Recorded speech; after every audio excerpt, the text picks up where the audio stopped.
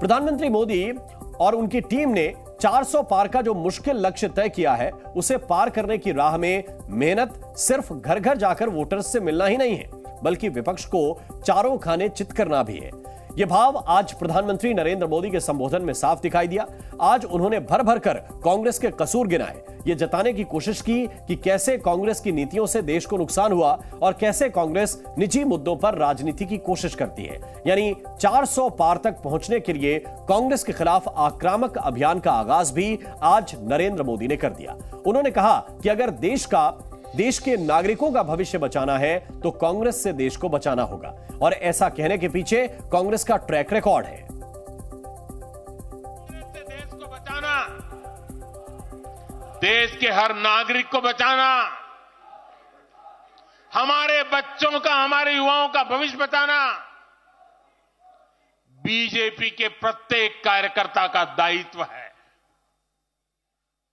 कांग्रेस का track record हम सभी के सामने है। कांग्रेस अस्थिरता की जननी है। कांग्रेस परिवारवाद की जननी है। कांग्रेस भ्रष्टाचार की जननी है और कांग्रेस तुष्टीकरण की भी जननी है। तो प्रधानमंत्री ने अपने भाषण में कई बड़ी बातें कही, कांग्रेस पर निशाना साधा और कांग्रेस पर निशाना साधते हुए क्या क्या महत्वपूर्ण बातें कही। उन्होंने कहा कि अस्थिरता की जननी है कांग्रेस, अगर रहेगी तो अस्थिरता रहेगी, एक पहला पॉइंट था। इसके साथ साथ वो जो बार बार कहते हैं कि परिवारवाद की जननी भी कांग्रेस है, अगर कांग्रेस है या उनके अलायंस है तो फिर परिवारवाद भी है।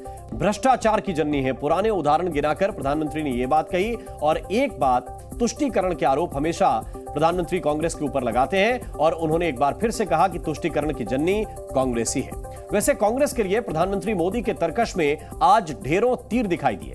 प्रधानमंत्री मोदी बात तो 2024 के चुनावी लक्ष्य की कर रहे थे, लेकिन इसे साधने के लिए उन्होंने कांग्रेस पर चौतरफा हमले किए। इस हमले में 70 के दशक की अस्थिरता का जिक्र था, तो भाषा के आधार पर बांटने के आरोप, उन्होंने कांग्रेस पर साजिश वाला गठबंधन बनाने के आरोप लगाए, तो यह भी कह डाला कि कांग्रेस के पास विकास का कोई एजेंडा ही नहीं है और कांग्रेस पार्टी ने सेना के लिए जो सोच रखी है वो किसी पाप से कम नहीं है।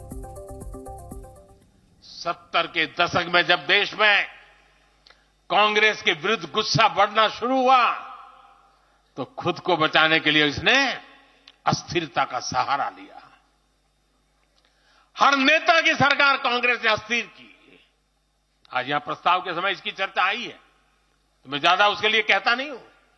आज भी ये लोग अस्थिरता पैदा करने के लिए नई नई साजिशें कर रहे हैं। इन लोगों ने मिलकर जो गठबंधन बनाया है उसकी भी यही पहचान है। कांग्रेस का एक सबसे बड़ा पाप ये रहा है कि वो देश की सेनाओं का मनोबल तोड़ने से भी पीछे नहीं रहे।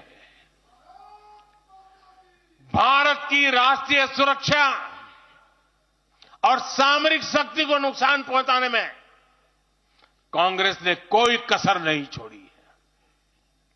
जब भी देश के रक्षा क्षेत्र में कोई बड़ा काम हुआ, जब हमारी सेनाओं ने कोई उपलब्धि हासिल की, कांग्रेस ने हर बार उन पर सवाल उठाए।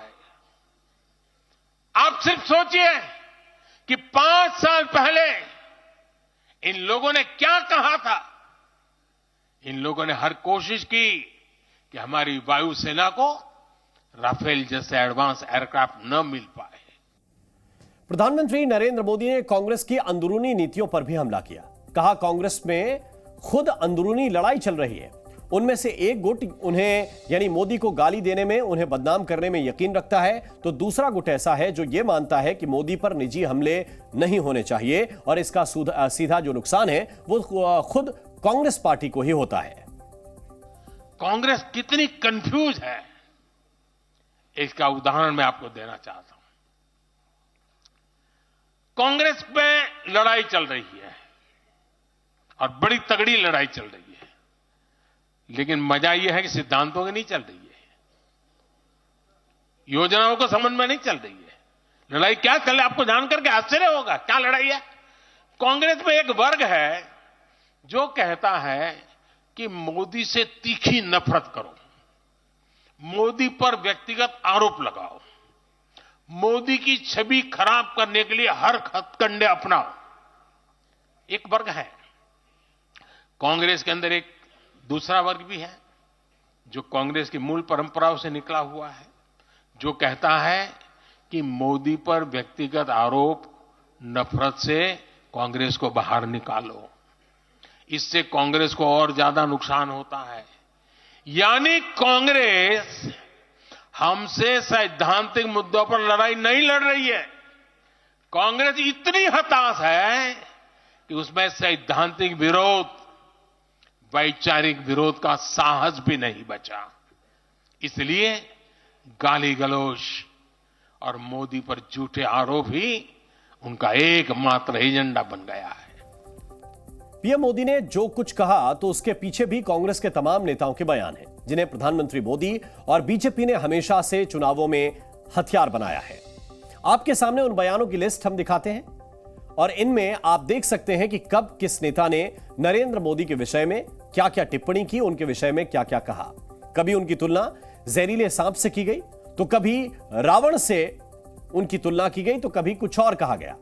अब जाहिर सी बात है कि कांग्रेस के नेताओं ने जो जुबानी जमा खर्च किया है, उसी पर प्रधानमंत्री लगातार हमलावर होते रहे हैं। उन्हें क्या क्या कहा गया, उनमें से कुछ शब्दों की हमने एक शब्दावली भी तैयार की है और यह भी आपकी टीवी स्क्रीन पर हम रखते हैं। इसमें मौत का सौदागर से लेकर चौकीदार चोर, कभी रावण, जहरीला सांप, इस तरह के कई शब्द शामिल हैं जिन्हें आप किसी भी संसदीय व्यक्ति के लिए संसदीय परंपरा का पालन करने वालों की जुबान से शायद ठीक नहीं मानते हैं।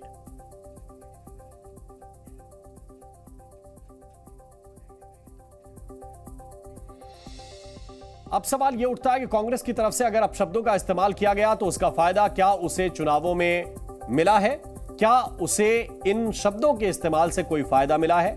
बीते चुनाव के परिणाम यह बताते हैं कि शायद इससे कोई विशेष फायदा नहीं हुआ है। 2007 की अगर बात करें तो कांग्रेस ने सोनिया गांधी ने कांग्रेस की तरफ से मौत का सौदागर इस शब्द का इस्तेमाल किया था और उसका असर क्या हुआ? उसका असर यह हुआ कि गुजरात में बीजेपी पहले से ज्यादा सीटों पर जीतकर सरकार में आई।